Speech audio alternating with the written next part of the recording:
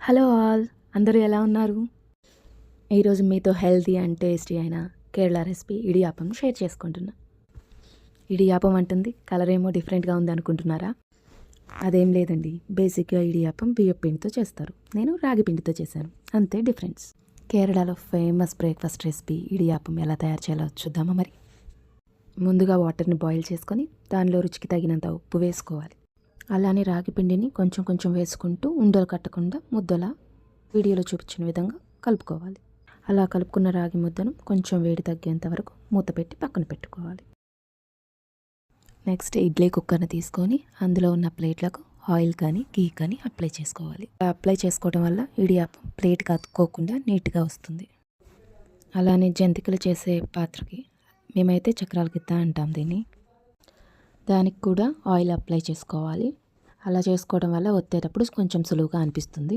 ఇప్పుడు వీడియోలో చూపిస్తున్న విధంగా జంతికలలాగా ఒత్తుకోవాలి. చూడడానికి నూడిల్స్ లాగా ఉన్నాయి కదా. అలా అన్ని ప్లేట్లు ఫిల్ చేసిన తర్వాత ఇడ్లీ కుక్కర్లో కొంచెం వాటర్ పోసి ఇడియాపం వేసిన ప్లేట్స్ని అందులో పెట్టి మూత పెట్టి ఒక 10 to 15 minutes ఉడికించుకోవాలి.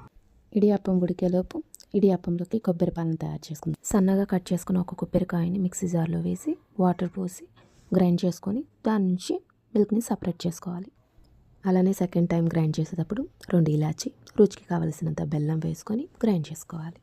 గ్రైండ్ చేసుకున్న కొబ్బరి పాలని స్టైనర్లో వేసి వడకట్టుకుంటే కొబ్బరి పాలు రెడీ. చూసారా ఇడియాపం ఎంత చక్కగా కుక్ అయిందో. వీటిని వేడివేడిగా సర్వ్ చేసుకొని కొబ్బరి పాలతో తింటే చాలా కమ్మగా ఉంటుంది. మార్నింగ్ స్వీట్ ఏం తింటామంటారా? అయితే ఏం పర్లేదండి.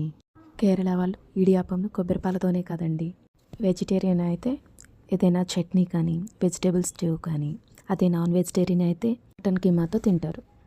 మీరు ట్రై చేయండి. ఇంతకీ ఈ రెసిపీ మీకు ఎలా అనిపించింది? నచ్చితే కనుక ట్రై చేయండి. ట్రై చేస్తే ఎలా వచ్చిందో కామెంట్ చేయడం మాత్రం మర్చిపోకండి.